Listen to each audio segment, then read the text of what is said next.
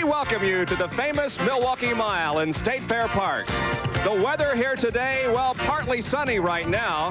The temperature all the way up to 80 degrees. The weatherman saying only a 30% chance of rain, but to the west of us, skies are very black, and I think we could get some rain here just in the next few minutes.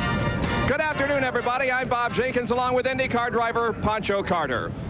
Well, Mario Andretti's string of 3 straight IndyCar poles has been interrupted. Roberto Guerrero has won the pole for today's race here at State Fair Park. And that's just one factor that leads to what could be a very exciting afternoon of racing, Pancho. Well, I think it could be, but I think unlike Indy, where it was mainly a 2-car race, you've got 4 cars that are very, very close in speed, and I think you'll see the 4 of them do some serious battling right off, and the rows further back aren't that far behind either, so this should be a real good race today. Well, the Chevy Ilmore engine, which was supposed to be so strong on a track like this, did not do all that well. In fact, a couple of drivers with Chevys are way back in the pack. Well, that's true. That's Kevin Cogan and Danny Sullivan. They are back in the next to last row with their Chevrolets, and everybody figured that the Chevrolet would be a good engine for this short track, the mile that Milwaukee is, but apparently they couldn't find what it took to be up front, but I'm sure they'll be trying during the race. Well, one driver to keep your eye on is Arie Luyendyk. He qualified very well for this race. With more on that story, let's go to Gary Lee, who'll be covering the pits for us today. Gary? Thank you, Bob. Ponch, good afternoon, and it's a long way from Oss, Holland to Milwaukee, Wisconsin, but the Flying Dutchman, Arie Luyendyk, has made that trip. He now resides in the Milwaukee area, so this State Fair Park event is a home track for you. And I know that you have some very special incentive this championship car season to make as much money as possible for a very worthy cause.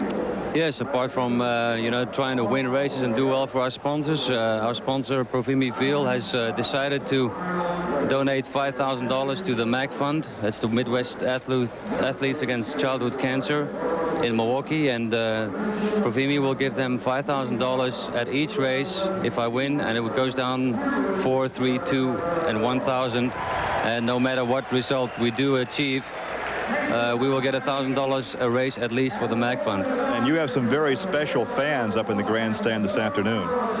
Yes, we had a lot of kids from the Children's Hospital here in Milwaukee, and I'd also like to say that we have another sponsor, Edwidge Venus Ford, and they are donating a lot of money based on the sales of their cars to the Children's Hospital, so we're racing for a worthy cause. So guys, as these drivers in the championship cars compete for the checkered flag, we have some very challenging competition among these young people as they fight for their health and their lives. Bob? All right, thank you very much, Gary. Arie is just one of 22 drivers that will be seeking the checkered flag in today's Mil-American 200 from State Fair Park. And it's all being brought to you by Quaker State Motor Oil. New Quaker State with QSX keeps your engine cleaner to last longer. And by Busch Beat. About the rain, we did have a shower move over the track. It rained for only about 2.5 or 3 minutes, but it did dump a lot of water. The track, however, is dry at this point, and the drivers have been ordered into their cars, so we should have the beginning of this Miller American 200 in just a very few minutes. Let's check now the starting lineup for today's event. On the pole in the True Value STP March, qualifying at 152.905 miles an hour, is Roberto Guerrero. On the outside of that front row will be Bobby Rahal in the Budweiser True Sports Lola, qualifying at 152.394. In the second row, it'll be Mario Andretti in car number 5, the Hanna Auto Wash Lola. And outside of the second row will be the number 18 machine driven by Michael Andretti, the Graco STP March. Going to row number 3, it'll be Rick Mears in car number 8, the Pennzoil Z7 March, Chevy powered. And on the outside of that third row will be Arie Luyendyk in the number 71 Livingwell Profimi Fuel March. Going to row number 4, inside will be the Copenhagen Gilmore Lola driven by A.J. Foyt, number 14. Outside of the fourth row will be Dick Simon in the number 22 Sound Design Special Lola. In the fifth row, the Schaefer Machinist March, car number 55, driven by Jose Legarza. On the outside of that fifth row will be the Marlboro March, number 20, driven by Emerson Fittipaldi. Beginning in 11th position will be Al Unser Jr. in the number 30 Domino's Pizza March. And on the outside of the 6th row will be Derek Daly in the Raynor Garage Door Lola, car number 10. Then in row number 7, it'll be Tom Sneva in the number 33 Skoll Bandit March and Johnny Rutherford in the Vermont American March. In the 8th row, Jeff McPherson in the number 11 McHoward Leasing March and Ludwig Heimrath Jr. in the McKenzie Lola, car 23. In the 9th row, the Miller American March, number 3, driven by Danny Sullivan. Outside will be the Marlboro March, car number 7, driven by Kevin Cogan. In the 10th row, Jeff Brabham in the number 15 Team Valvoline Special and Fabrizio Barbaza in the Arciero Wines March number 12. And finally in the last row, row 11, it's Gary Bentonhausen in the Genesee Beer Wagon March, car number 56. And starting in last position will be the number 24 Toshiba Oracle March, driven by Randy Lewis. Those are your 22 starters for today's Miller American 200 from State Fair Park in Milwaukee. They should be beginning in just a very few moments. Stay with us.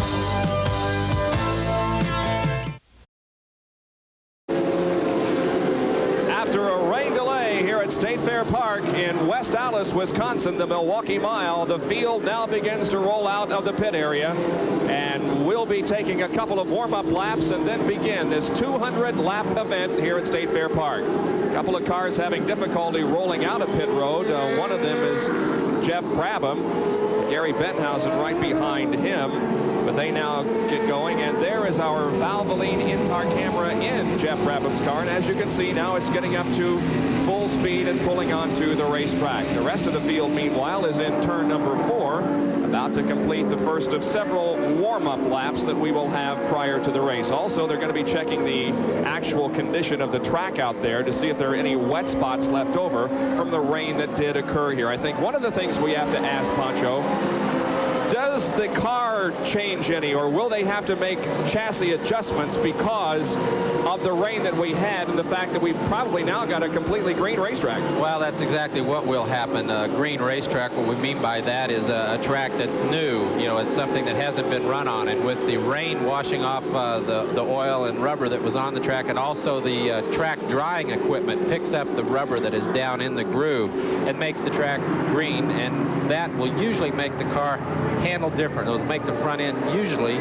stuck a little tighter, so they'll have to make some in-cockpit corrections for that prior to the start of the race, and it should change within the first 10 to 15 laps to be back close to what it was at the end of practice yesterday, or what it would have been like after the previous races we had on the track today. Going to row number 4, we have a couple of veterans. I think you could safely call them veterans. Over 100 years of age here in this row. A.J. Foyt in car number 14, and to his right will be Dick Simon in car number 22. So both of those drivers have qualified very well for this race. They're both in Lolas, 87 Lolas. And A.J. qualified at 147.5 and Dick at 147.041. There's Dick Simon in the Sound Design Lola.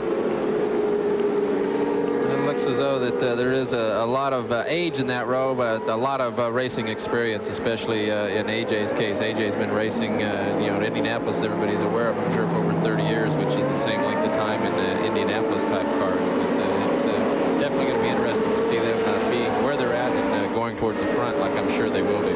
All right, the field begins to bunch up under the caution, but the pace car is pulling off of the track, and we could have the beginning of the Miller American 200 in just a couple of seconds. Here comes Guerrero leading him down. Bobby Rahal on the outside looking for the green flag, and they get it. We're off and running.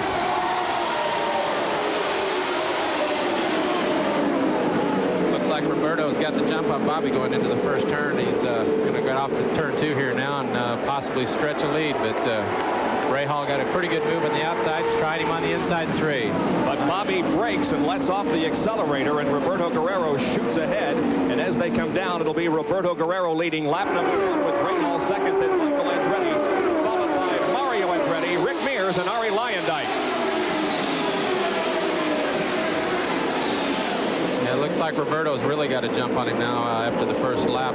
Bobby thought he might be able to get by him underneath on that third turn, but Roberto's definitely got his car working extremely well today. Boy, your thoughts have to go back as a battle for second place begins to unfold now between Bobby Rahal and Michael Andretti. We'll keep our eye on that, but your thoughts have to go back to Phoenix. I wasn't there for that race. I did not see it, but from all I have heard, Roberto was just unbelievable.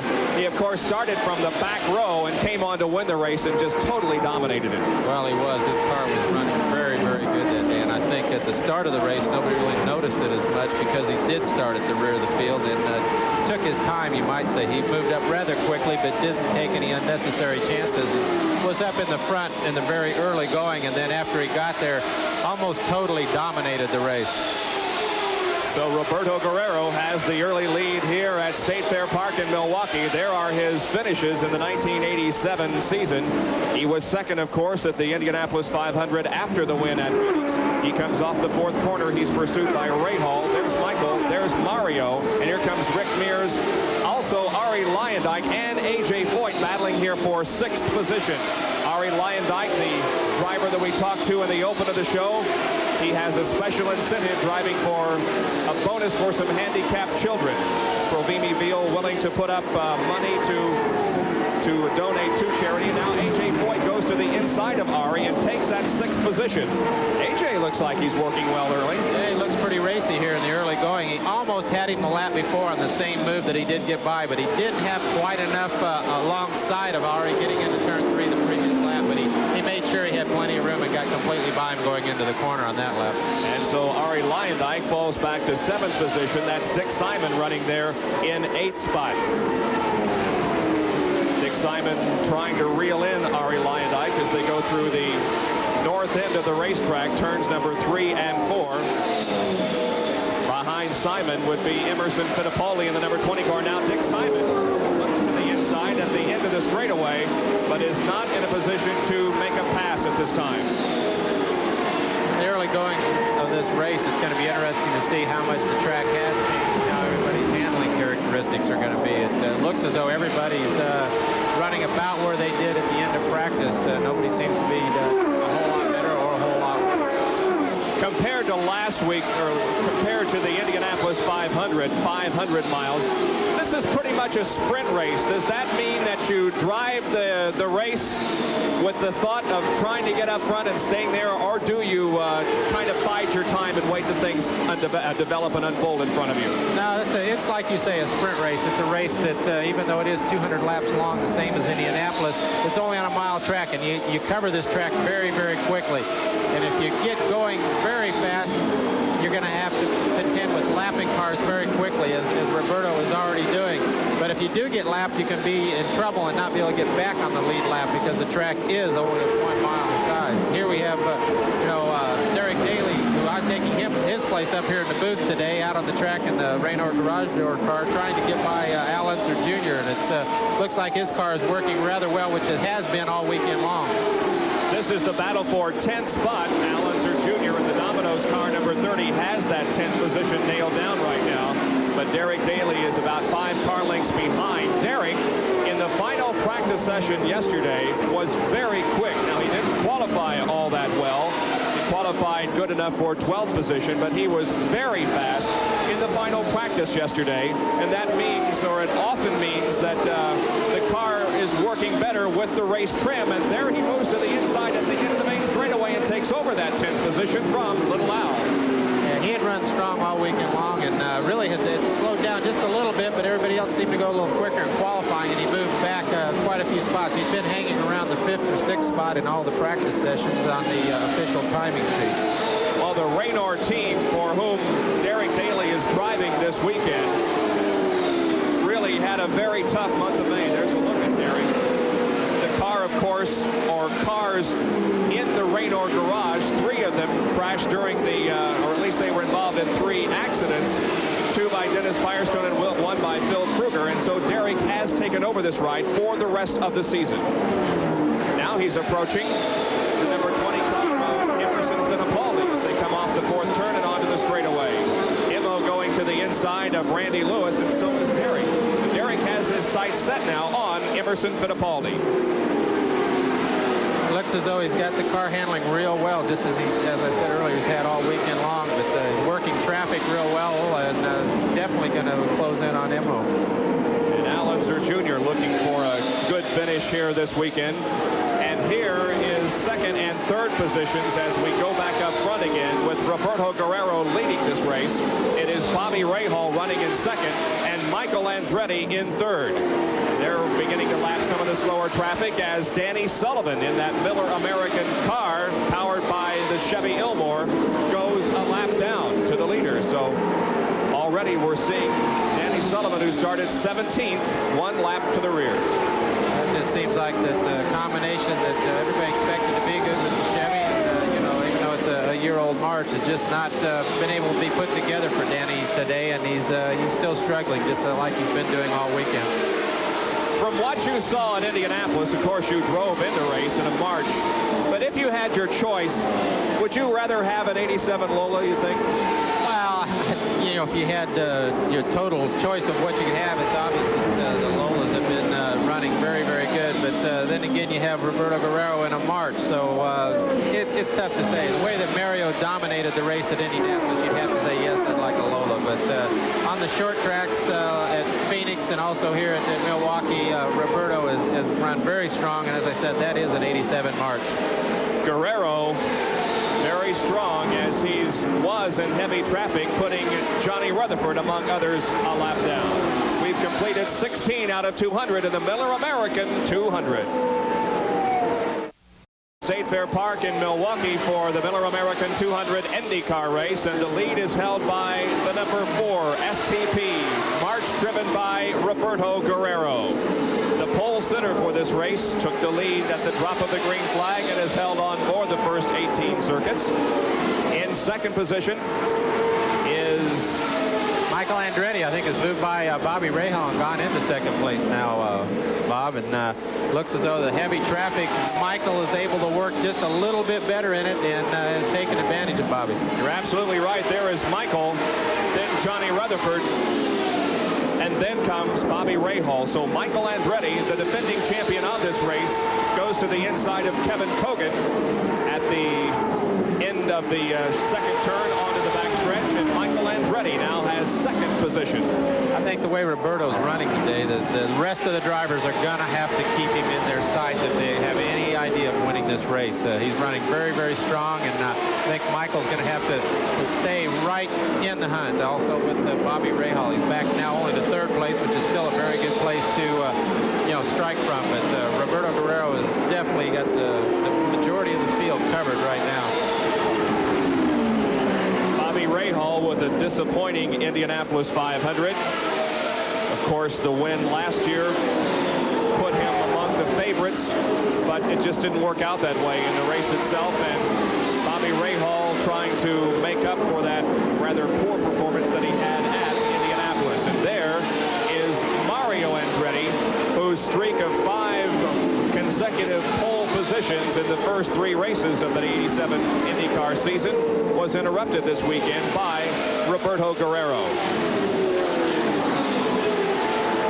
Well, Mario's staying in the hunt too. He's they're in 4th position, and may not be quite to his liking, the handling of the car. He's not staying quite with the 2 lead cars, his son Michael and Roberto, but I think he's still in a good place to be around at the end to be the winner of this event. Now this is another one of the Chevy Ilmor powered cars, and the one that has shown the most strength here in the early part of the 1987 season. Of course, Roger Penske's crew also runs the Ilmor engine, as does the Marlboro team. But Mario Andretti's performance at Indianapolis and here today shows that they have pretty much worked out the possible problems that were associated with the Ilmor engine in the Mario Andretti car. And here we are, the Valvoline race cam inside Jeff Brabham's car. This gives you a little bit of an idea what the driver is seeing while he's going around the track, and you can see that the corners come up rather quickly, which is one thing that's very tough on the drivers here at Milwaukee. In fact, you don't have the straightaways to rest in like you do at Indianapolis. You're always working, always moving with the car, and it can be for a very long, very tiring afternoon, especially if you're in a car that's not handling just perfectly. Now we see there that he's dropping down below that yellow line quite a bit, at least in the third and fourth turns. Might that indicate something? Well, not really. That's mainly the warm-up apron on this track, the yellow line. When the race starts here, as it does in a lot of other racetracks, anywhere between the grass and the outside retaining wall is, you know, more or less fair game, or the racetrack you can use. And a lot of times you can get the car working better down on the bottom than you can up in the normal groove. So the driver, when the car is not perfect, will start moving around until he can find the groove that the car is happy with. Well, here is the 5th and 6th place battle between Rick Mears and A.J. Foyt. And A.J. is feeling his oats here, so to speak, this afternoon, as he is now right up on the rear wing of that Pennzoil machine driven by Rick Mears and in 6th spot. But these cars are approaching some slower traffic, a couple of slower cars ahead of them, and this might mean a change in this position. Let's watch them as they go down the straightaway. Rick Mears will go to the inside in turn number 1 to pass Jeff McPherson, and he does so successfully. And now A.J. will attempt to do so as they go down the backstretch, but A.J. dropping back just a little bit, and he will have McPherson between himself and Rick Mears as they go into the 3rd and 4th turns. Well, I think that both Rick and A.J. are going to have to get through the traffic in a hurry and stay on a pretty fast pace to be able to stay ahead of Roberto Guerrero. He's moving through traffic very well, keeping about the same distance ahead of Michael Andretti, but he's roughly about a half a lap or a little more ahead of the 5th place car there of Rick Mears. They just lapped Jeff Brabham to the inside of Randy Lewis once again in the 3rd and 4th turns, and now the next car that Rick Mears will be attempting to pass is Johnny Rutherford. And we noticed Johnny at the beginning of the race just had a terrible start. The car obviously was not up to full song when the green flag dropped, and Johnny has not been performing well at all. I think that John's been having a little bit of trouble this weekend with the car, and I'm not sure exactly what happened on the start, but it looked like the car was rather lazy and did not want to respond, and he did not get a real good start. There is Arie Luyendyk, who himself is catching A.J. Foyt, so we're going to have a 3-car battle here. A.J. Foyt and Arie Luyendyk. 30 laps are completed. We talked to A.J. Foyt earlier this weekend about why he runs here at Milwaukee. I really enjoy Milwaukee. I've raced here for many, many years. I've won a lot of races here. I've been hurt real bad here. I don't know. I just like Milwaukee, and I think to be competitive, you need to come to these some of these short tracks like this. And this is a good handling racetrack, and just see how far behind you are, if you're ahead or what. Well, it's very encouraging to see A.J. running as well as he is here this afternoon. He's in 6th spot at this time. There you can see here at Milwaukee, he has 4 victories and 7 pole positions. We'll be back with more of our coverage of the Miller American 200 IndyCar race from State Fair Park in Milwaukee after these messages. Sunday laps completed, and there you see the story of the race so far. It just involves one person, Roberto Guerrero. He's led all 35 circuits. His team owner and crew chief on the car is Vince Granatelli. Let's go to Gary Lee. Well, it looks like a bit of deja vu. The last short track race was at Phoenix, and you guys started dead last and had a stop-and-go penalty, still ran away with it. What's the strategy now? You going to lead every lap? Well, we're going to try to lead as many laps as we can, of course, you know, because they pay points for every lap that you can lead. And Roberto's very comfortable out there right now, and he's very satisfied running right where he is. Back in the good old days, we had the pit board. That's all we had for communications, but you guys went into a bit of a scurry earlier because you had some trouble with the radio. Yeah, we had a little trouble with the radio before, but looks like the radios right now in the True Value SDP car will be okay. Get all the sponsors in. Have a good ride. There he is, the owner part of the Brain Trust for Roberto Guerrero. All right, here's Roberto completing lap number 38. And with about a 2.5 or 3 second lead on Michael Andretti. Kevin Kogan once again being lapped as Kevin is continuing to have problems in that car. Yeah, Roberto had stretched his lead out to almost 4 seconds before he caught this last batch of traffic, and it looks like he's lost a little of that advantage to Michael. I think we'll get a chance here to take a look and see what it is right now.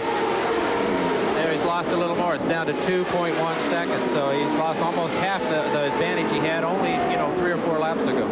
Well, Michael, as you'll recall, was the dominant force in last year's race here at Milwaukee. Look at this terrific traffic jam. Yeah, and this is for position also. Yeah. Looks like Ari Leyendijk has caught up with Rick and AJ and is making that quite a battle for the 5th place spot, which whoever comes out of that battle will have 5th place. And let's see, AJ may be in the position to take that away. No, not this time. Rick Mears holds on to that 5th place. But look at AJ Foyt on the high side of the racetrack. AJ is looking like the AJ of old. And he doesn't quite do it at the start-finish line. They're about a half a car length separated. But now as they go into the first turn, it is AJ Foyt taking over that 5th position from Rick Mears. Yeah, AJ's really feeling racy today, it looks like. It's like the old AJ driving again now, it looks like. He's got his Gilmore car operating very well, and Rick's a very, very tough driver on the track like Milwaukee, so I'm sure he made AJ earn that, as you could see. I think AJ was somewhat embarrassed by that accident that occurred during Carburation Day at Indianapolis when he spun and hit the wall. They had to fix the car to get it in the starting field at Indianapolis. And I think AJ is showing everybody here that indeed he does have the same fire and the same determination when he gets strapped into a race car, as he is in 5th position at the moment. Now look at this. Michael Andretti has caught Roberto Guerrero. They are in some heavy traffic out there, or at least one car, but they will be approaching some slower cars as they come down the straightaway. And Michael Andretti now has really reeled in Roberto Guerrero. I think traffic is going to play a very important part in this race today. As the driver that has his car operating very well and is able to get through traffic is going to be the one that's going to be able to lead the most laps and probably win the race, because there's probably going to be quite a few cars left running at the end. And with the speed difference between the front runners and the cars that they are lapping, it's going to be very, very important. Both Derek Daly and Danny Sullivan are ahead of Guerrero and Andretti. Now Danny Sullivan is passed. Derek Daly in front of the 2 leaders here, but they will not be in the position to put a lap on him, at least for a while, because Derek has indeed pulled away. We do have a car going slowly out of the 4th turn, and that is Fabrizio Barbaza. The 3rd place finisher at Indianapolis is certainly having some problems here, not nearly at full speed. It looks as though the right front wing is either he's brushed something, it's come unhooked, it's not in the correct angle it should be to make the car handle correctly. So he's probably going to make his way into the pits and get that fixed and get back up to speed. So we'll be watching for a possible pit stop on the behalf of Fabrizio Barbaza. But in the meantime, we follow this battle for the lead. Roberto Guerrero and Michael Andretti. And here is Barbaza moving into the pit area with that right front wing out of kilter. In fact, he's dragging it along pit road. He'll come to a halt. They'll obviously put fuel in the car and possibly change the tires, but they'll also be putting a new right front wing on that car. It looks like they possibly will do something with it. It doesn't look like it's damaged, other than it's come loose possibly, and it's worked its way off its mounting tube that mounts into the front of the nose. And they're definitely going to have to do something for him to go back out on the track and continue to run. And with a race like this on a 1-mile track, when you spend this much time in the pit area, your chances of victory are over. Let's go to Gary Lee. Well, obviously, as Pancho said, they have to make the adjustment on that front wing, so they're taking the wing off right now, putting a new wing assembly on as they top off the fuel, change some rubber, and the Rookie of the Year at the Indianapolis Motor Speedway can do nothing but sit patiently in the cockpit of this RCO Racing Team March. So the work continues in the pit area, but on the racetrack, the heated battle is for the lead, and Michael Andretti now right on the rear wing of Roberto Guerrero as they go into turn number 1. Again, a lot of traffic ahead of the leaders. Well, I think that's the way that Michael's been able to get Roberto, is in traffic, and now with this group of cars ahead of him, which includes the 5th, 6th, and 7th place cars of AJ Foyt, Ari Leyendijk, and Rick Mears. It's going to be interesting, but here he is. He's able to get underneath Roberto. Whether he can beat him into the first turn, we'll have to wait and see. They go into the first turn, and Guerrero has it, but now Michael takes it away. away from him. We have a new leader, Michael Andretti, on lap number 50. So 1/4 of the way through this 200-lap race. The new leader is Michael Andretti. And now, as you said, Pancho, he's approaching this 5th, 6th, and 7th place cars. That's Derek Daly in there also. He probably is up to 8th place, so he's up to lap the 8th place car right now, it looks like. So we're basically seeing Michael Andretti and Roberto Guerrero pulling away from everybody else. In 3rd position remains Bobby Rahal. And in 4th is Mario Andretti. The 5th place is held by A.J. Foyt. This could be a very interesting afternoon because we have seen strength in the early going from Roberto Guerrero, but now Michael Andretti in traffic has caught and passed him. Back with more in just a moment. Andretti is leading the Miller American 200 here at State Fair Park in Milwaukee. With 2nd place Roberto Guerrero, but Michael has increased that lead substantially in just the last couple of laps. Since he has passed Roberto, he has really stretched out. There is Roberto. It's not all that far behind, but he certainly has opened up a bit of an advantage just in the last few laps. We'll get the interval, and you can see it's just a little over 1 second. Meanwhile, Bobby Rahal is also not out of the woods by any means. He still runs in 3rd place. Now, in fact, he's made up a little ground with the traffic. He is now closing in a little bit on Roberto Guerrero. The group of cars that they're trying to get by are what we talked about, the 5th, 6th place cars, and they're able to run, as you can see, all over the racetrack. But they're really running close to the speed of the leader, and it's making it very hard for Michael Andretti to get any kind of advantage on him and get by him. There is A.J. Foyt, that 2nd car there in the picture, and he is in 5th at the moment, but the leaders aren't too far behind him at all. Dick Simon, of course, the number 22 car that is ahead of A.J. Foyt.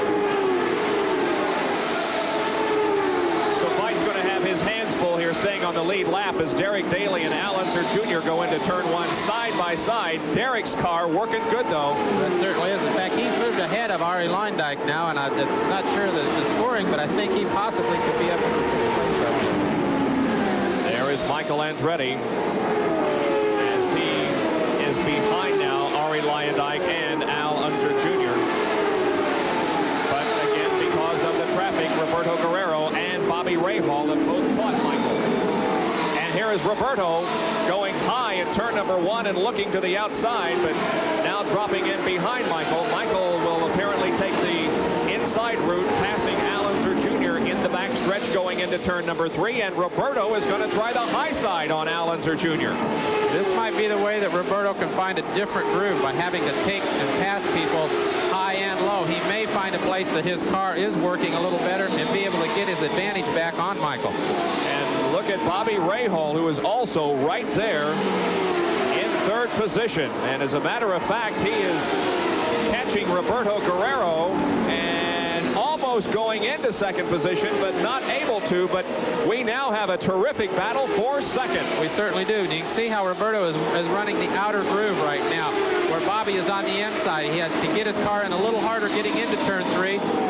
Roberto was able to go on by him on the outside in the middle of the corner and come off ahead of him. But definitely moving around in traffic is going to give these drivers a chance to find possibly a faster way around the racetrack. This is good stuff. Look at the dicing going on out there for position. Michael moving high, moving low. And look at Bobby Rahal. He's on the high side of the racetrack, and he takes 2nd place, and Roberto Guerrero is pitting. Roberto's ducking in here for a pit stop, and this is close to a scheduled pit stop. Might be just a little bit early, but because of the rain delay, they might felt that they needed to come in and get some fuel. I think Gary's down there. Let's get a word from him. We were told earlier by Vince Granatelli they had planned to stop about lap 65, so obviously they're pitting a little earlier than had been anticipated by 2 or 3 laps. Vince, you came in a couple of laps early. Was that because of fuel economy? Is there a problem? No, it was a scheduled pit stop for us. Okay, let's go ahead and say that we can also expect Bobby Rahal at about lap 65 and Barry Green from the Graco team with Michael Andretti said we're going to play it by ear. They're still waiting for a yellow, but apparently we're still waiting for Bobby and we're still waiting for Michael. Michael was about to come in the last time around. The crew was out, and then they went back across the wall, but they're back out again. Okay, we'll keep an eye on the situation because Michael's crew is ready on pit road. Let's see if he makes the stop this time around. Meanwhile, Rahal is challenging Michael for that top spot. Is Michael going to come in for a stop? Yes, he will, and Bobby Rahal will also make simultaneous pit stops. Here is Michael screeching to a halt as the crew goes to work on that car. They're changing tires all around the machine and, of course, fueling up. Bobby Rahal is on the bottom. Michael Andretti on the top of your screen. We'll see how their two pit stops compare. Bobby's pit is the very last one toward turn number 1. Michael Andretti's crew, and they kill it. He's got the fire. He's trying to get a push. And now he is almost underway with a push away from the crew, but he's stalled it here in the pit area. A costly stop for Michael Andretti. He is moving away very slowly. Well, it looks as though Bobby Rahal had a little problem in the pits, too. They had to plug the air jack back in. I'm not sure exactly why, but he did get back out of the pits rather quickly and did get ahead of Michael in doing so. So a couple of relatively poor pit stops for Michael Andretti and Bobby Rahal. Our current leader now, Mario, just ducked in the pits. He's going to get his stop. We'll see if he has any trouble. If he has a good stop, there's a good chance that he'll come out a leader again. Here's Gary Lee to call the stop. Well, he stopped right on the money as they changed 3 tires, topping off the 40 gallons of methanol. The crew very efficient for the Hanna Car Wash Lola. He's trying to rev the engine up to keep it going. A little spillage of fuel, but he is underway. A good stop for Mario Andretti. Rick Mears has also made a stop. I think we've got A.J. Foyt leading the race right now. He has not made his pit stop yet, so the techs, A.J. is out there showing everybody his stuff. I think he's getting ready for a stop here very shortly. There's an interesting little contest within the contest here because A.J. Foyt is only 1 lap ahead of Mario Andretti on the all-time lap led category. Mario needed 2 to go around A.J. on that list, but instead A.J. is the one that's leading the race and widening the interval, just so to speak. Here is A.J. coming in for his routine pit stop, and his comes on lap number 68. Now remember, Roberto Guerrero was the first to come in on lap number 63. Here is A.J.'s stop. I'm here. Go ahead, Gary. Well, here is A.J. 7 times in the pole position, a 4-time winner here at Milwaukee Supertech, getting a 4-tire change to top off the fuel, keep the engine revved up, and we can see a yellow light in the cockpit. Maybe the poncho can indicate what that may be trying to tell the driver. He engages the clutch, kills the engine. A.J. Foyt kills the engine. A crew member pulls him back. They roll a tire out of the way, and now they run for the starter. A.J. is furious. A.J. is furious. You can see the color of red, almost the color of his helmet, pointing down to the cockpit. Oh, Supertech is steamed. Well, they try to push and they cannot get the car started. They cannot get the car started. This is a tough break. You can see the frustration on A.J. Can't get it out of gear. Now it's out of gear. He had it apparently in one of the gears, could not get the clutch to work, could not get it out of gear. Now one of the crew members run over. He gets it in. Oh, and now we have a fire. Some flames shooting out of the back, but there's no concern right now. One of the firemen apparently was, one of the crewmen may have been hit by one of the bursts of flames, and Foyt's still trying to get it out of the pit area. Well, there was a lot of flames coming out of the turbocharger. It was nothing more than just a small turbo fire, but nevertheless there was flame coming out from the rear of the car, and it could very well have singed the crewman that was working trying to get the car started. So the first round of pit stops has completed, and we'll resume our coverage after this. Derek Daly was leading this race until he came in just a second or two ago for a pit stop. Derek is obviously happy with the way that car is performing. Let's see if he has a good pit stop. We have seen some problems during pit stops, and now we also have a flame coming out of the rear of that car as Jose Le Garza's machine apparently is stopped on the race course. And the yellow flag comes out. This is a tough break for Derek because he's going to get caught in the pits. Certainly is. Looks like they had some problem with Derek's car. But it looks like Garza's car has developed some kind of an engine fire now with the Machinist Union. He stopped, I think, somewhere off the second corner there on the backstretch. But Derek Daly, you see there, had a real good run going. They had a little problem getting the fuel connector hooked up. Once they got that done, it looked as though maybe they had a small fire back by the engine and got going again. But Jose Lee here has looks to me like an oil fire that has flared up, possibly from a oil leak, or maybe possibly the engine is expired. Well, can you account for all the stalled engines we had in the pits there during that first series? Is it just over anxiousness on some part of the drivers? I think that's part of it. A lot of it also is the fact that the clutch on a lot of these cars, when it's real hot like this and after running for a long time and not being used, they boil the fluid up in them, and the clutch becomes essentially ineffective. And the driver's not really aware of that until he goes to release the clutch the first time. It grabs differently. Without the right amount of RPMs, you will kill the engine. It's very, very tough to do. It's not as easy as driving the normal passenger car, because a turbocharged engine just does not want to perform at low RPM like a normal engine will. So there's the insight on that from our color commentator in the booth here, Pancho Carter. We're 78 laps into this race, and now Roberto Guerrero goes back on top. We are yellow because of Jose Le Garza's car stopped on the track. Jose Le Garza's car is being towed back to the pit area. He got out of the car but is now back in it, and he may be having some hopes of getting back into this race. It was some kind of a small oil fire apparently that caused him to stop on the backstretch. But if it caused no damage to the engine or any other part of the car, he could very easily get back into the race. Well, let's go down to Gary Lee in the pit area. Well, first of all, let's give you an update on John Bishop, the crew member for A.J. Foyt that we saw rolling on the tarmac behind the race car. He is still being tended to over here, trying to catch his breath. As was explained to us, it was super hot air that really shot a blast in the face, kind of took his breath away, maybe burned him only slightly around the eyes and the face. He is, we are told, okay. He's still leaning over the inside guardrail here, trying to catch his breath as though his breath were taken away, like you were hitting the chest with somebody's hand. But apparently John Bishop is okay and will be okay. And as Jose Le Garza's crew fuels that car up and gets him strapped into the car once again. Yeah. They're looking to re-fire it, so he's going back out. Probably what happened is that they ran him out of fuel. The team did, or he missed communications on making his pit stop, and when it did come to a stop, he had a turbocharger, an oil fire in the turbocharger that they got extinguished. And now what they're trying to do there is hook the seat belts back up. There's not a whole lot of room inside an Indy car, and the driver is not able to hook his own lap and shoulder harness belts up. The crew has to do that, so they're feverishly working there to try and get that done and get Jose Le back out on the track. Jose Le Garza from Mexico City getting strapped in once again, that Machinist Union car, and he'll soon be back in the race.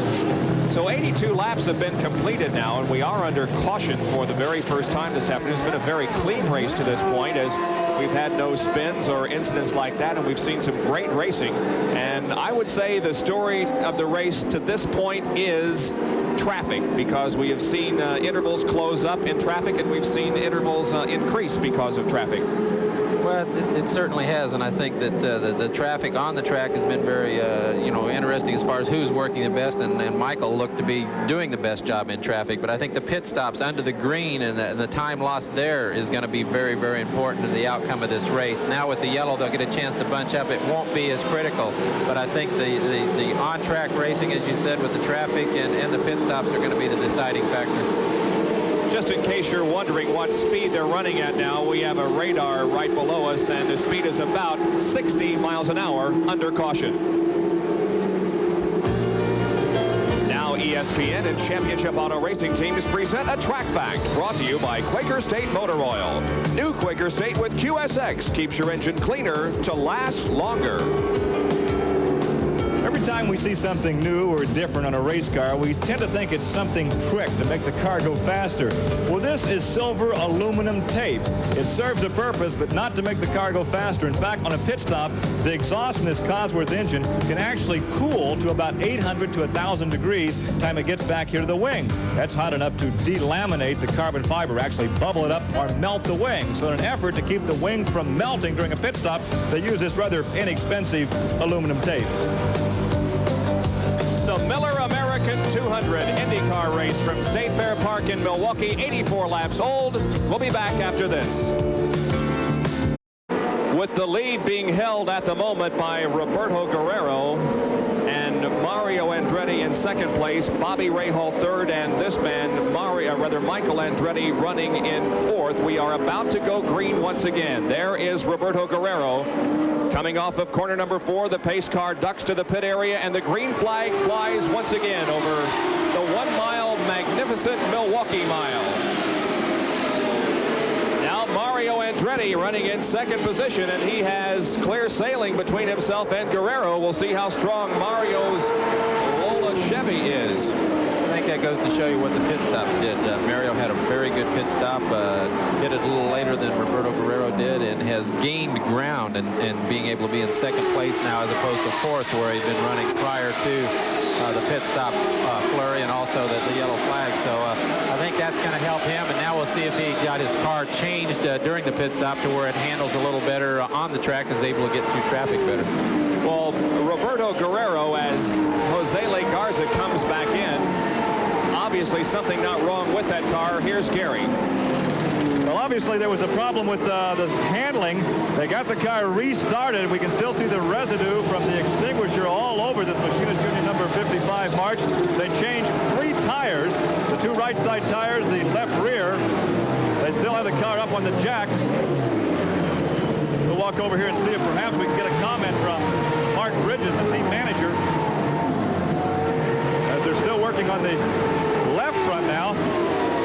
Mark is talking to Jose Le on the car radio. Jose Le is gesturing back and forth with his head. They give the signal to stop the engine. Mark, what's the problem? Right at the moment, he's got a vibration in the front end.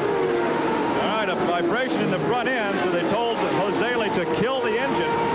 And they're checking the suspension on the right front. 2 crew members over there, and Jose Le is simply shaking his head in the cockpit. Gary, will continue to watch that situation on the racetrack. It's still Guerrero pursued by Mario Andretti. Now, Roberto pitted on lap number 63, and had we had a race in which there were no no caution periods, he would have had to have 3 pit stops, and everybody else pitted later than that, which would have allowed them to complete the race on just 2 pit stops. But because of that yellow, did that give him enough time to now be able to go with only 1 more stop? I think it probably has. It'll be interesting to see when he does make his last stop.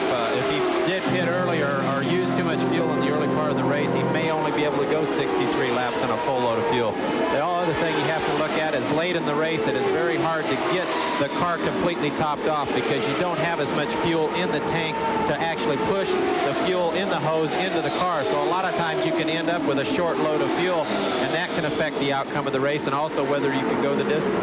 Well, the Indy cars are, of course, restricted to a certain amount of fuel, and you have to have enough to complete. Look at Mario on the low side of the racetrack, passing the slower traffic. And I would say at this point that these cars are just about equally matched, as Jose Le Garza, we will tell you, has gotten out of the car. They're pushing it behind the wall. So Jose Le retires from competition. It looks like Mario's car is working better than it was earlier in the race. He's being able to stay right with Roberto, and he's going to put some pressure on him here in the next couple laps, I'm sure. And Bobby Rahal is not too far behind, just out of view on the screen here, but he's running a very, very strong third right now. Well, let's go to Gary, who's with Jose Le. Here's the young man from Mexico City, a rather trying day. First of all, what happened on the backstretch?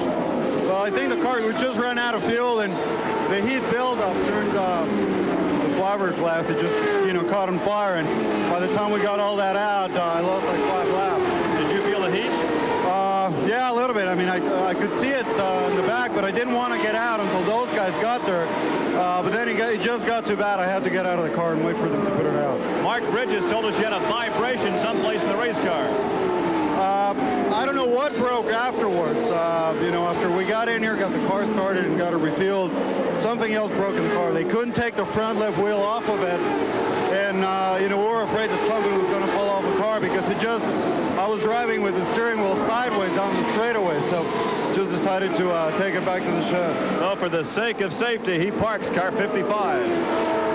Jose Le Garza is out of the race.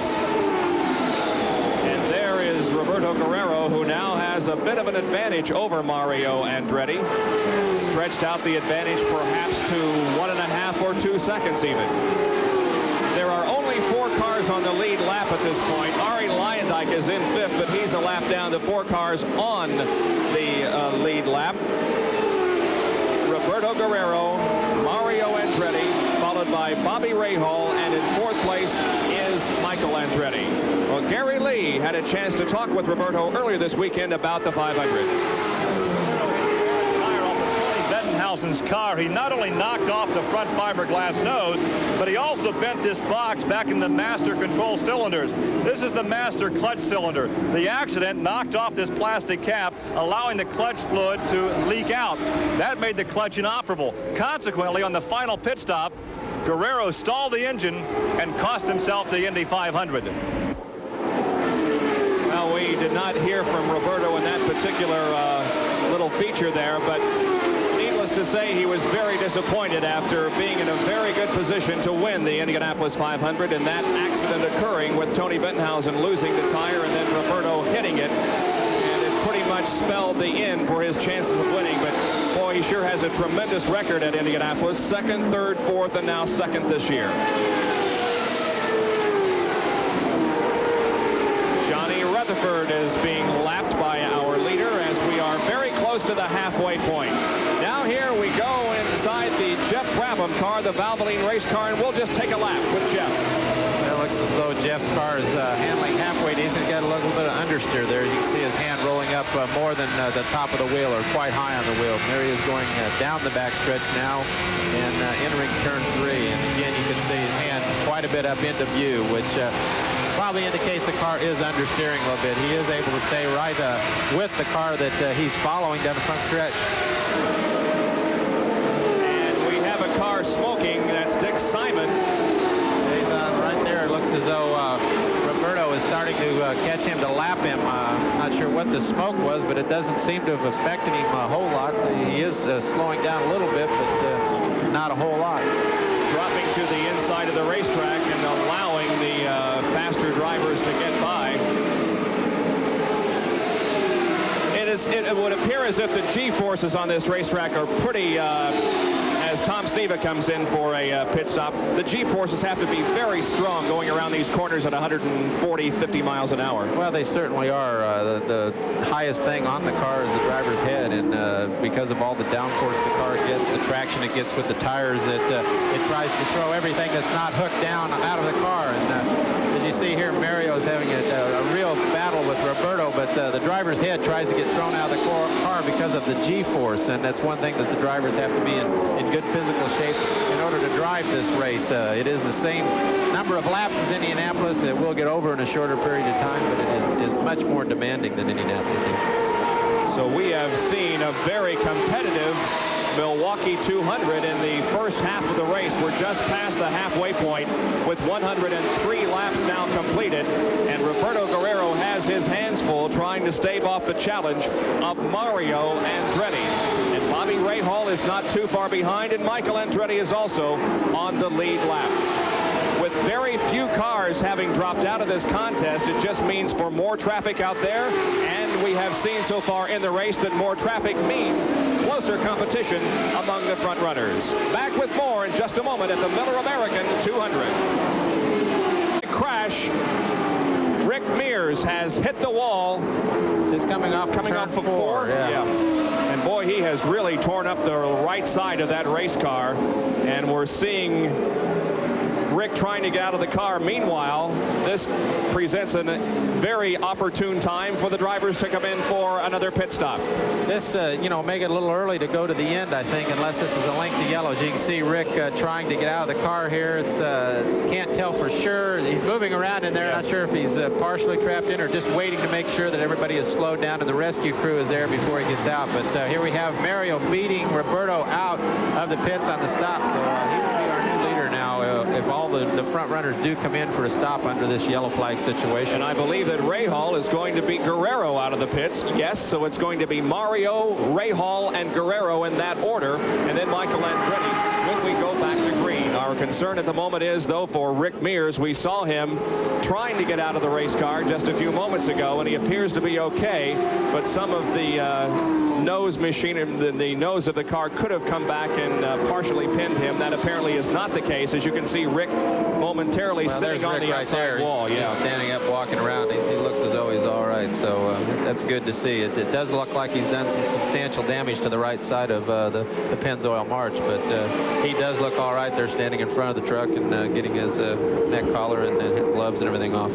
One of the 86 marches in competition here this weekend, as several teams have elected to go with the 86 march setup. Of course, the Penske team was determined in the early stages of this season to go with the PC-16 Penske chassis, but that chassis apparently is going to have some more research and development before it becomes a competitive one. So instead, Roger Penske and the entire crew has decided to go back to the 86 marches. And there is Dick Simon coming in for a stop with some smoke coming out of that car, and we saw that smoke on the racetrack a few laps ago, and it gave us some concern then, and now as the smoke really pours out of the rear end of that machine, Dick may be having some serious problems. It looks as though they've had some kind of problem with the turbocharger. A lot of times when you lose a bearing or a seal in the turbocharger, which is lubricated with engine oil, it leaks into the turbocharger and causes that situation there where you do get some smoke, and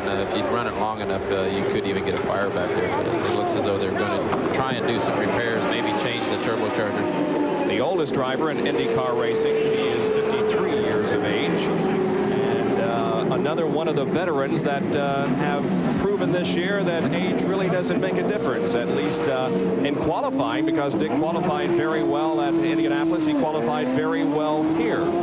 The veterans are certainly giving the younger drivers, giving them some competition this year.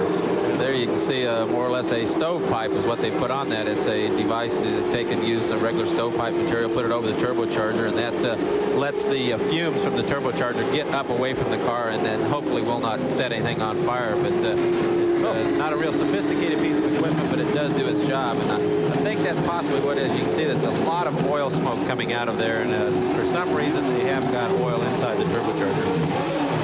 So Dick Simon is still sitting in the pit area. They're trying to correct that problem down there while we are under yellow because of the Rick Mears accident up in turn number 4. The safety crews are still up in that area of the racetrack, getting the car off of the circuit itself. And there you can see it is being removed, and he really tore up the right side of that car, but Rick got out under his own power and apparently is okay. We'll be back with more racing in a moment from State Fair Park. And so we are still under caution at State Fair Park with 110 laps complete, and now it gives us a chance to go over our mid-race recap, our Napa mid-race recap. And the leader at the halfway point was Roberto Guerrero with about almost a second advantage. The average speed 128 miles an hour. We have had 5 leaders and 5 lead changes in the first half of the race. We had 1 caution period because of Jose Garza. We're now in our second because of Rick Mears' accident in turn number 4. The 4 cars on the lead lap and 21 cars remain in this race at the halfway point out of 22 that started. So the attrition has not been all that significant at all. And Jose Garza was the only car that had dropped out at that point. However, since then, and because of this most recent caution period, Rick Mears will also be considered an out of the race because of his accident in turn number 4. Rick apparently okay after the right side of that car was heavily damaged in contact with the outside retaining wall. So as we remain under caution, we'll take this break and be right back to Milwaukee. The first car behind the pace car is Jeff Rapham. We're riding with him with the Valvoline race cam, but he is not the leader of the race. He will, however, lead them down as we get this race back underway. You can see Jeff holding up the hand, meaning that his car just isn't going, and for everybody to pass him, lap number 116, the green comes back out. There is Jeff dropping to the inside of the track, so obviously when he stepped on the accelerator, things just didn't happen for him. The leader is Mario Andretti. We go back to the in car. Perhaps it was just something momentary. He's working up to a little bit of speed right now, but still getting passed by everyone. That's a signal that all the drivers try to give their fellow competitors when they do have a problem. They get an arm up in the air to warn them, because these cars are not equipped with brake lights like your passenger car is. Usually in a situation like that, you still are trying to accelerate, so a brake light really wouldn't do you a lot of good anyway. But he warned his competitors that there was something wrong, and he's now down in the pits here, and they're going to look it over and see if they can find out what it is. So Jeff Brabham is in, so is his teammate Jeff McPherson. Now McPherson is being penalized to stop and go for passing the pace car. We can also bring you up to date on a couple of other situations. Nick Simon lost a seal in the turbocharger, and the number 33 car driven by Tom Sneva has had a spark box replaced in the last few laps. Now out on the track, it's Mario Andretti leading this contest, and he is now being pursued by the number 4 car, Roberto Guerrero, who's in second position. Ray Hall is third, and Michael Andretti fourth. Those 4 cars on the lead lap, and in fifth, a lap down, Derek Daly. Sixth, a lap down, is Ari Leyendijk. I think Mario's going after that lap leader title today by being in the lead. I think he has surpassed AJ's record, but he's going to try and stack up some more laps here, I think. And the battle we've got right here shows Bobby Rahal and Michael Andretti for the third place spot. Michael had some problem with the pit stop and has been hanging in there at a real strong fourth place, and looks like he's going to try and work on Bobby Rahal for that third spot. Rahal in the red number 1, signifying his national championship in kart racing last year. And right behind him is Michael Andretti, the defending champion of this particular event. But as you can see, Rahal with several car length advantage now on Michael as he stretches it out just a little bit. We're nearing lap number 120. In fact, 120 laps have been completed, so only 80 more to go in this 200-lap race here at Milwaukee. Be interesting to see what happens, see if we get another yellow flag during the race where someone will take the gamble and try to go to the end. When they pitted around lap 100 the last time, it is pretty unlikely that someone will be able to go to the end without having to make at least a stop for fuel. Well, that is a good point, though. I'm sure everybody's going to have to go the distance, but we'll wait and see what happens in that situation. This battle now for third place has opened up a bit, and Rahal now in third, although they are approaching some of the slower cars once again, as Randy Lewis and number 24 is being lapped once again. What do you do when you're a slower car out there? Is it best to hang to the inside of the track, to the outside, or just keep your line? The thing that all the drivers are told if they become a slower car is to hold their line. Don't move erratically either way, because that could cause an accident. You could have, as we've seen today, the leaders going by you on both sides. So what you want to do is try and ease up a little bit getting into the corner when you see them there. But I think that is the secret, is seeing them there. Make sure that you look in your mirrors almost all the time and watch for the leaders coming up or anybody that might be trying to pass you. And if you're not actually racing with them, give them a little extra room getting in the corner so that they can't get on by you. Then you can go on back to running your pace that you're set for yourself that day, or as well as the car will let you run. We're glad that Rick Mears is okay. He's with our Gary Lee. Well, obviously Rick is okay. He waves to some of the fans up there. He's had a chance to change clothes. Somebody said it may have been a tire. Well, that's possible. I'm not sure yet. It could have been either a cut tire or a wheel breaking. I'm not sure. Because I had I went into the corner and I felt the steering go heavy on me and load up a little bit. And then about the time I felt that, there was a bang. And I'm not so sure the wheel was even still on the car by the time I hit the fence. They haven't even found the wheel yet. So it could have, the wheel could have broke or cut a tire. I'm not sure. Well, that's a case where you had enough time to say, oh, no. Yes, that was one of those. Hard shut, but you're okay. Yeah, I'm fine. Thank you. Just trashed out an 86 March. Yeah, well, one thing good about it is a year-old car. But it's performed well for Rick Mears so far in this 87 season. He drove it, of course, at Indianapolis. Here is the leader, Mario Andretti, but right behind him is Roberto Guerrero. This is one of the most competitive Milwaukee races I think we've seen in the last couple of years, as Michael Andretti pretty much put this one away early last year. But here today we have 4 cars on the lead lap, and first and second running very close together on the racetrack, and third and fourth not all that far behind, with Bobby Rahal and Michael Andretti. That is one of the more competitive races, and it's good to see, and it's also not being dominated by one manufacturer over the other. Roberto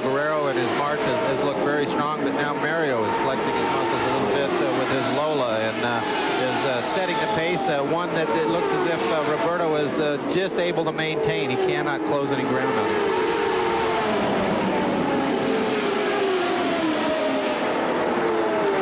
First and second over the line, completing lap number 129. And here comes third and fourth. That's Bobby Rahal and Michael Andretti. And you can see how close they are on the racetrack.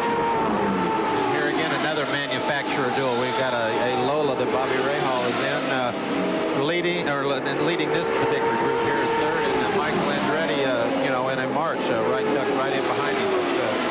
There's Mario working his way past Danny Sullivan. So there's one Chevrolet that's running very strong today, and Mario's, and one in Danny's that's not quite up to par, you might say. Well, if Mario can hold on for the victory here this afternoon, it will be the second win of the season for the Chevy Ilmore engine. Mario, of course, won the very first race of the year on the road course in Long Beach. Of course, had the pole position for the Indianapolis 500 with the Ilmore, and now is leading this short track race, so to speak, here in Milwaukee. That's Johnny Rutherford that moves out of the way of Mario Andretti as they come out of the second corner. The other engine manufacturer represented in today's race, Honda, powers the cars driven by Jeff McPherson and Jeff Brabham, but neither one of those are being shown on the lead lap in the race at this point. And they're also passing Tom Sneva, or at least Mario trying to pass Tom Sneva in the Skull Bandit number 33. Back after this. Joe Carter and Gary Lee, I'm Bob Jenkins. We're at State Fair Park in Milwaukee for the Miller American 200 that is being led right now by the Lola-powered Chevy Ilmore engine of Mario Andretti. We talked to him about the engine earlier. I'll go for that anywhere. I feel very strong with a Chevy. I don't care where we go on a smaller oval or super speedway or the road course. I feel that we have an advantage with this engine. Well, although it's only in its infancy, the Chevy Ilmore engine has indeed proven to be a very fast engine, as Mario is leading the race with it at the moment. And again, traffic is playing a big part in this race, because as you can see now, there is quite an interval between first and second position. There comes Roberto out of the fourth turn onto the straightaway. Almost a full straightaway advantage for Mario over Roberto Guerrero. And that's simply because Roberto got caught in some traffic. He was trying to get around Jeff McPherson and another car and had difficulty in doing so. But now he's beginning to pass that slower traffic, and perhaps will close in now again on the leader, Mario Andretti. But he got caught behind some slower traffic up in the third and fourth turns a while ago, and really had to hit the brakes and just play it cautious for a few moments. But even the full straightaway lead that Mario has is still only about 4 seconds, so it wouldn't take Roberto very long if he got his car operating at, 2 or 3 tenths a lap quicker than what Mario was to be able to catch him. So it looks like a long way, but I think if traffic thins itself out, he could catch him. We're watching Michael Andretti, who has passed Bobby Rahal, and Michael now is in third position. We have a replay of the pass, the move that Michael made on Bobby Rahal going into the third and fourth turns. Looks like he got a real good jump on him coming off at turn 2. It has position going down the middle of the backstretch here. Holds his position, and it looks like Bobby's not quite going to be able to get back by going in the corner. In fact, might have let him go a little bit, realizing that there still is quite a bit of this race left to go. Without question, the Milwaukee Mile, though, is a 2-groove racetrack. In fact, we have seen them running in some cases 3 abreast in the corners here this weekend. Michael Andretti from Nazareth, Pennsylvania, is running third in this contest. In fourth position is the number 1 car of Bobby Rahal, and fifth, still being shown, as Derek Daly. In sixth position is Ari Leyendijk in car number 71, and we apologize for not being able to go further than that, but because of the rain we had just before the race was scheduled to start, it got some water into the computer and into the computer lines, and the data speed system, which normally keeps us up to date on positions of all drivers, is not working at this time, and so we're only doing it through manual scoring, and needless to say, that is not an easy chore. Now here is Kevin Kogan in the pit area, and looks as if this may be the end of the race for Kevin as he unhooks the steering wheel and drops it over the front of the car and begins to unbuckle. It seemed as though Kevin has slowed down going into the third and fourth turn and did not come in very quickly. So he has definitely had a major problem to put him out for the day. Now here's a guy who has really performed well this weekend. Derek Daly, who lives now in Noblesville, Indiana. Derek started in 12th position, but as we indicated, he was among the very fastest cars in the final practice session yesterday afternoon. He has driven a very steady race. He is now being shown in 5th position. And by the way, Derek had never driven this track until this weekend. So he is not only performing well on a racetrack that's unfamiliar to him, but just doing a fine job overall. Yeah, he is, and seeing how I took his position up here, does that mean that next race I'll get a chance to drive? As it happened to work out last year when I got a chance to do the Mid-Ohio race and replace Derek as the commentator. Well, I hope you do.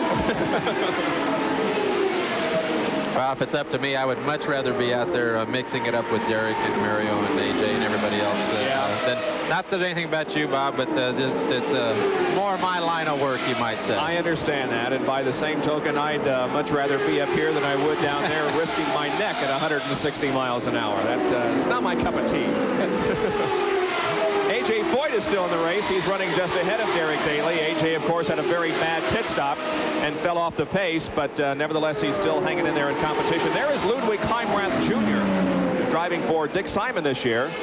And Ludwig still in competition and not doing a bad job out there. If anything, looks as though Derek, who is in the 5th spot, is having a little trouble getting by him. And both those cars are Lola chassis. Well, we indicated that Kevin Kogan had dropped out of the race. Gary Lee is with him in the pit area. Kevin, you had a chance to talk to Jim McGee, the team manager, and tell him what put you out. So why are we talking here now? I had the car changed radically handling-wise, and I'm not sure what caused it, shock or something. But we tried a couple pit stops, different staggers, different everything, and nothing was making a difference. This has been realistically a very frustrating year for you. Well, it's been 4 no finishes in a row for, both Marlboro cars, so that's pretty bad. I mean, well, Emerson might finish today, hopefully. Obviously, you'll regroup for Portland in 2 weeks. Yeah, it's my 4th DNF this year. And so Kevin Kogan, and we have the leader spinning. Mario Andretti hits the wall in turn number 1. What happened? Did he bump something, or did the wing just fly off? No, I think he possibly might have blown a tire. It was right here on the front stretch, and I think what happened is when that did, it took the rear wing off of it. It looked to be a very, very nasty accident. Could have unfolded, but as it looks like Mario is backed in very hard into the first turn wall and gone down into the inside of turn 1 now. Boy, another tough break for Mario. This guy is he's unbelievably talented as a race driver, but things just seem to happen to him, and they are attending to him down there. The Horton medical team, safety team, is there over Mario, finding out if he is okay. Meanwhile, this creates another caution, and it allows the others to come in for a pit stop. Among them, Roberto Guerrero and Michael Andretti. And both crews working very hard on those cars, but Michael gets out first. They're still working on Guerrero's car. Now he begins to move away also. Well, a tough break from Mario Andretti. You can see that he is still in the car, and they are trying to remove him from the cockpit. What happened apparently was a tire blew on the machine and knocked the rear wing off, and when you have no rear wing, you just can't hardly control the car. Let's take a look at it. Maybe we can see it here, because he's down here on the inside of the track, and there was a loud bang that we could hear from up here in the booth. Oh, no, it's a rear wing, just comes right off the car and jumps up in the air. And as you can see, Mario's got his hands full. That takes a lot of the downforce off the back of the car. And you can see where he's going to make his initial impact here. Very hard into the outside retaining wall. Possibly have stunned him or knocked him out. And he's sliding along here, and it does end up coming to rest against the inside concrete wall. So it was not a problem with the tire at all. but rather just a rear wing blew off. Here it is again. It's a very, very loud bang as it did, which led me to believe that it had, blown tire, but it did. It broke the rear wing right off the. You can see that the mounting bracket is still there and everything. In fact, that's Fabrizio Barbaza that ran over some of the debris, and it's right there in front of Arie Luijendijk, and he does a good job of missing that. In fact, Mario had just lapped Arie again, I think putting maybe 2 laps down at that point before the accident happened. So Mario Andretti, while leading the race, crashes in the first turn. Let's go to Gary. We are standing here just inside this brand new concrete retaining wall where the car has come to a rest. They're now extricating Mario. They first put the backboard into the cockpit, which has been specially designed to slide in between the back of the cockpit and the driver. They now have another longer brace on top of the car. They have extricated Mario. He's now lying prone on that. The ambulance is here. One of the concerned spectators at this point is one of his car owners, Paul Newman, who is here this weekend, ran down here. He was one of the first to the crash scene, and as you can see, they now have him on the gurney. The ambulance is standing by, and our view now has been obscured somewhat by some of the crew members who are also standing by. They are now blocking the neck, which is customary in any type of an injury of this nature.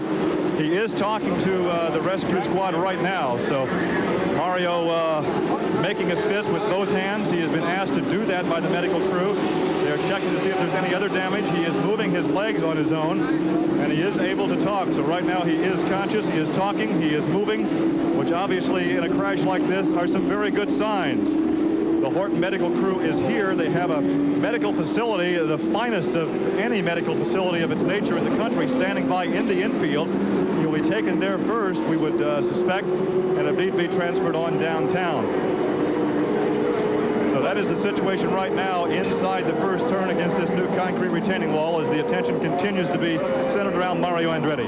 Yeah, we had not mentioned the new inner retaining wall that Mario struck. Secondly, the Milwaukee Mile has always had a steel guardrail on the inside all the way around it, but they did replace that with the concrete barriers in the corners just earlier this week, and certainly it was something that Mario came in contact with, but I think everybody agrees that these concrete barriers are much safer than the steel guardrails. Well, they certainly are. The steel Armco guardrails have a habit, if you get into them, other than perfectly. And in this condition with Mario and that speed he was running, it probably wouldn't have made any difference. He'd backed into it, but if you catch it a certain way, it'll grab the wheels and tires and suspension pieces and can actually tear the car up worse and even make it to where you can do damage to the driver because of that. Where with the concrete, it lets the car absorb the impact that it is supposed to do, so that it does its job. And I think that it's a big improvement here for the Wisconsin State Fair, and to do that and to make this a finer race facility. Well, we must pay tribute to the Horton safety team. They are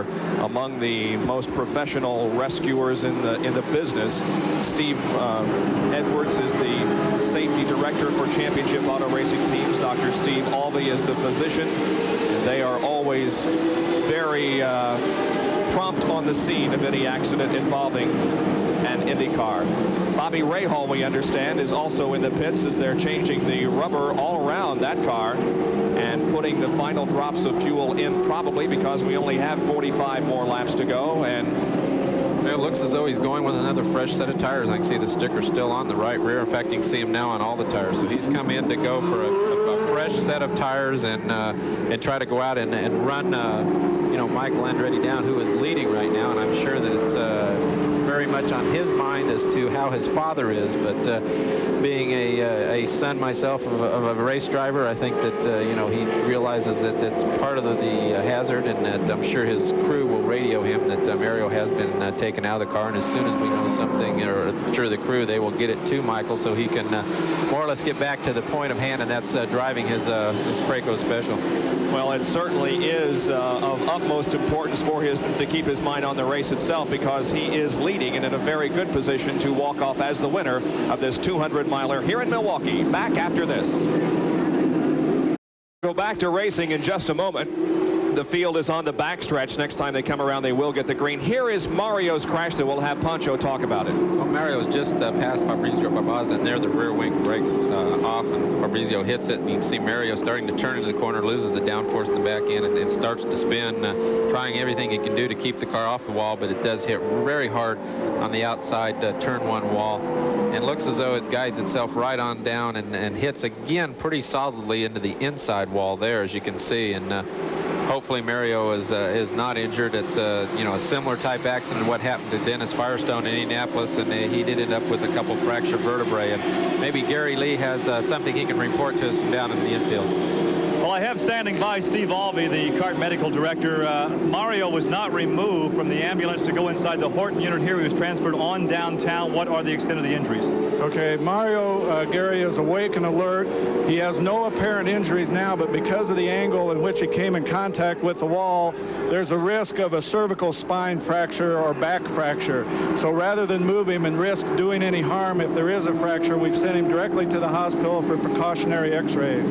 We do not expect that there's a problem. Obviously very uncharacteristic for Mario Andretti. Only once in his illustrious career has he missed a race, and only one race because of an injury. Bob? All right, thank you, Gary, and thank you, Dr. Steve Alvey, for the update on Mario. And the news sounds good, but naturally you want to take every precaution that you possibly can to make sure that there are no injuries that aren't apparent right away, and that's why he is being transported downtown to a hospital in Milwaukee for further x-rays. His son, Michael Andretti, leads the race. We had thought that the race was going to get underway once again, but instead the safety crews are still out on the racetrack, just now entering their assigned areas, and so it will be a couple of more laps before we get going once again. Only more laps to go here at State Fair Park in the Miller American 200. The pace begins to quicken, and the green flag is flying once again. The race resumes, and it was on lap number 162. Michael Andretti is the fourth car in line there. There's a battle, though, going on for fourth spot with Ari Leindyke and Derek Daly.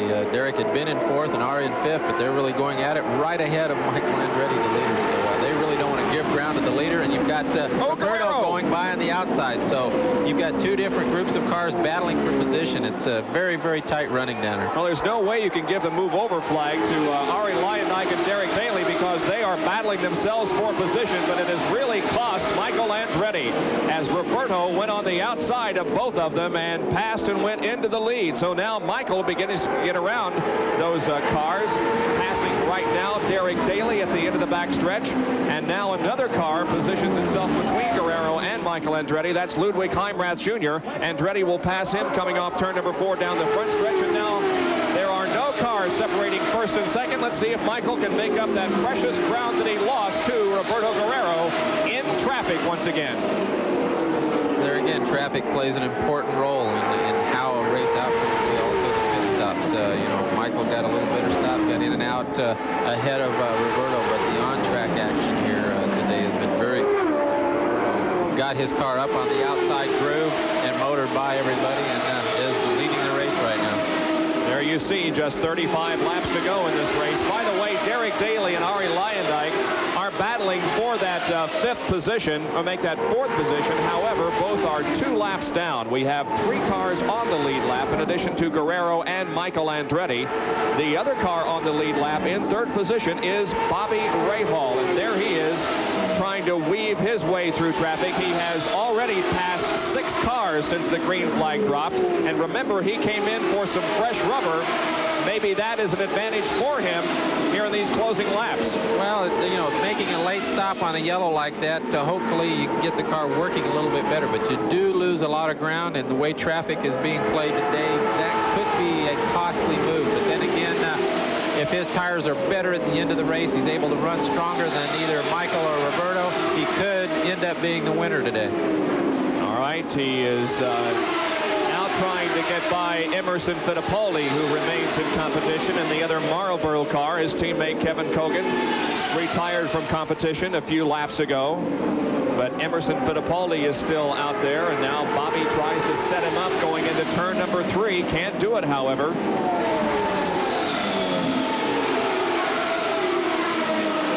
Yeah, it's a tough position to be in there, being the third car back, even though they are waving the move-over flag. You know, Emerson needs to probably get around Johnny Rutherford here. Not sure if they're battling for position, but you can't give ground all the time to the front-running cars. Now Bobby Rahal goes inside of Johnny Rutherford. We have received word that Michael Andretti is aware of his father's condition. And the word we got, of course, was that there was no apparent injury to Mario, but because of the severity at which he hit the wall in turn number 1, the CART medical people felt that the best thing to do was to transport him to a hospital in downtown Milwaukee to have some x-rays taken. But again, no apparent injuries to Mario Andretti after losing a wing on the front straightaway and then crashing into the turn 1 wall. And you can see that Michael Andretti, with just 30 laps to go, is within striking distance of Roberto Guerrero once again, in fact closing in on him. It's really going to be an interesting finish here, because they both have made their last pit stop. Now it's going to be what happens on the track. And obviously Michael got caught on that restart a little bit with Roberto going by him on the outside, so he's got his work cut out for him now in catching Roberto and trying to get by him. Michael Andretti came into this race 4th in the PPG Cup points with 24. He maintains at this point a 19-race streak among top 10 qualifiers. And of course, he is the defending champion of this event. Just 1 year ago, Michael Andretti won the pole and won the race for the first time in his career here in Milwaukee. Yeah, he definitely had everybody, you know, covered last year in winning the race by over a lap, and now he's having to work a little harder here in the late stages to get in the lead. But there you see him going, both him and Roberto going by Tom Sneva and putting him another lap down. I don't think we mentioned, but the qualifying speed that Roberto Guerrero had this weekend in the pole position was exactly the same as Michael Andretti's pole position last year. So we did not have a new track record set here this weekend in qualifying. Instead, exactly the same from last year to this on the pole. Now, Michael looking inside of Guerrero in turn number 2, but unable to pass. Let's see what happens down the backstretch going into turn number 3. Michael once again closing right up on Roberto. Putting a lot of pressure on him right now, especially with the lap traffic coming up. He's really making Roberto work hard and pick his spots very, very carefully, because if he picks the wrong line going by someone, whether it be the inside or the outside, and Michael can capitalize by going the other direction, we will have a lead change. We follow him down the backstretch once again. Tremendous competition here in Milwaukee, and we are very near the end of this race. Certainly these two drivers and Bobby Rahal are in a position to walk off with the victory here this afternoon. It's just going to be a matter of who has the final strength in the late stages of this race. 176 laps completed, 24 more to go.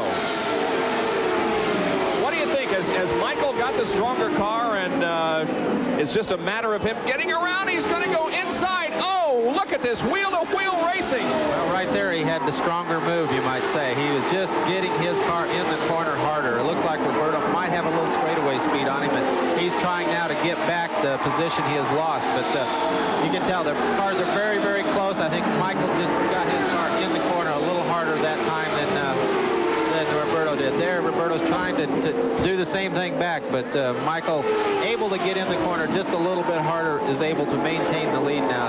They're roughly about a half a lap ahead of... look at Roberto's engine. Looks as though it's expired coming down the front stretch here. So after a very, very good battle for the lead. And see if the yellow comes out, because Bobby Rahal is roughly about a half a lap behind. There's Katie Guerrero, very, very dejected now. He had a very, very good run going. Oh, boy, he sure did. So for the second time, we see a leader drop from competition. Mario Andretti with a crash, and now Roberto Guerrero's engine apparently let go as he was coming down the straightaway, trying to take back the lead from Michael Andretti. And we do not have a yellow on the racetrack as Guerrero has positioned the car off of the surface itself, and apparently they have determined that there is no oil on the track, so we stay green. Here it is, though, Guerrero's engine letting go. Yep, right there coming off the fourth turn. He's aware of it, as you can see, and he ducks down to the inside so that the oil is not put in the groove. He gets way down next to the inside line, so he's done an excellent job and used his head and is trying to keep the track at race speed for his fellow competitors. That's a good sign of a great sportsman. He is indeed going to be one of the best IndyCar drivers in the history of the sport, I believe, in a few more years. Just in his first 4 years of competition in kart, he has done extremely well, but dejectedly now walking back toward the pit area. He does raise his hand and salute the fans who are cheering from the grandstand. As you can see, Gary Lee has now arrived on the scene. Gary? If we can turn him around, a sportsmanship-like gesture as we talked about getting out of the racing groove, so there's no yellow, but obviously total frustration and disappointment on your part. What can I say? I think Michael would have been tough to handle. It would have been, it would have depended on the traffic, but we'll have to wait and see. Was there any warning that there was a problem? No, absolutely not. It just went from one minute to the next. The engine just let go. You obviously had to know that there was nobody directly behind you, that you could make that quick move from the outside to the inside to get out of the racing groove. Yeah, I knew that there was nobody behind me, so I didn't want to ruin the race for the rest of the guys. There you are, disappointed, but still a fine sport, Roberto Guerrero. And he'll be back another day. There is his car just at the end of the main straightaway in the grass. That gives the lead, or rather makes it pretty much Michael Andretti's race at this time. The only other driver on the lead lap is Bobby Rahal. In third position, Derek Daly. Fourth is Arie Luyendyk, and fifth, Al Unser Jr. We have another caution on the racetrack. Ludwig Heimrath Jr. in car number 23 spun coming off of turn number 2, and as far as I know, Pancho, he didn't hit anything, but the car is stalled there on the backstretch. It doesn't look like it. He's getting the rope hooked up from safety 1 there, and they're going to go ahead and tow him back, and probably what will happen, Ludwig will fire the engine back up and continue on. Whether he'll have to come in to check his tires or not, I don't know, but it looks as though we'll be able to have some green flag time here before the checkered flag is waved. Well, we've only got 6 more laps to go, and what this does is set up an interesting conclusion perhaps to this race, because Michael Andretti had almost a 3/4 of a lap advantage on Bobby Rahal, but now of course because of this caution period the cars will bunch up.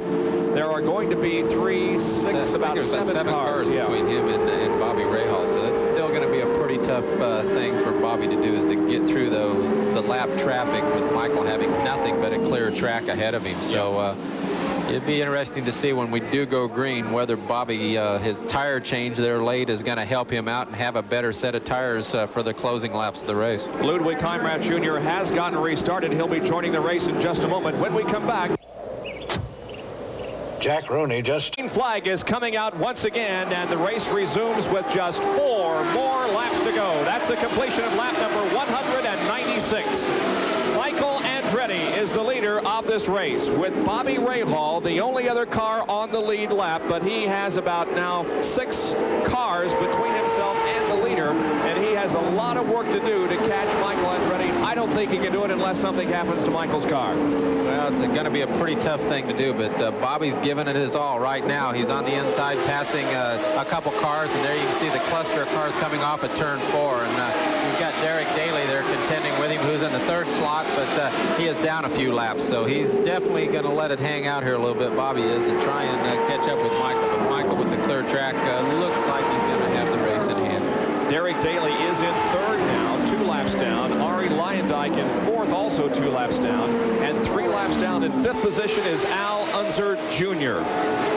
Michael Andretti knows, because of communication from his pit area, that his father's condition is apparently not too bad, because he was taken to a downtown hospital, although there were no apparent injuries from Mario's crash when he lost the rear wing on the car coming down the main straightaway and backed it into the first turn wall.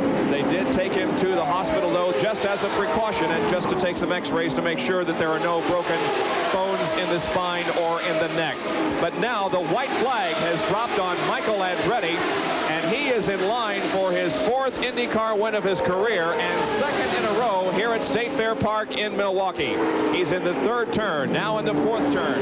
Exiting turn number 4 onto the main straightaway. Michael Andretti from Nazareth, Pennsylvania wins the Miller American 200. That's quite a race for Michael. Able to lead early on and then get down a little bit back as far as 4th, but to have a bad pit stop, killed the engine, but be able to come back through the yellows and do a good job of winning this race. He did an excellent job in winning, and you can see his jubilation as he salutes some of the fans in the infield here at State Fair Park. So the next move that he will make is to victory lane, and Gary Lee is already there. We'll have an interview with Michael Andretti, the winner, after this.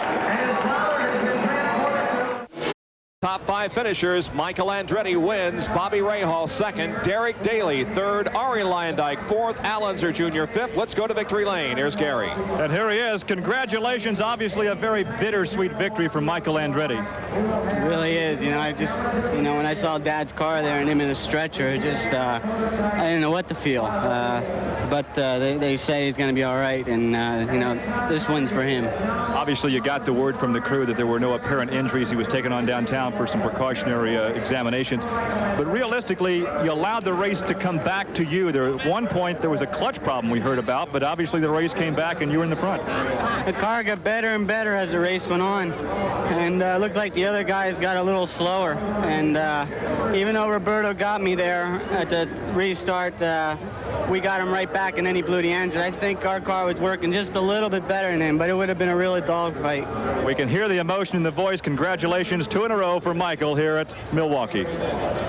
Well, it is a very emotional victory lane for Michael Andretti. You can tell that he's just not celebrating very much his victory, although he earned it tremendously.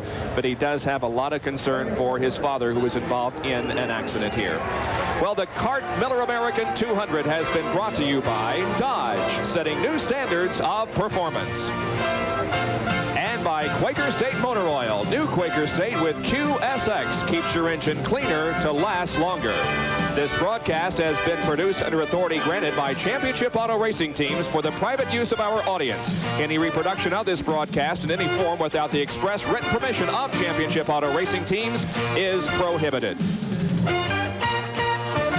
And our in-car camera today was provided by Broadcast Sports Technologies. Again, Michael Andretti wins the Miller American 200. My thanks for Mario.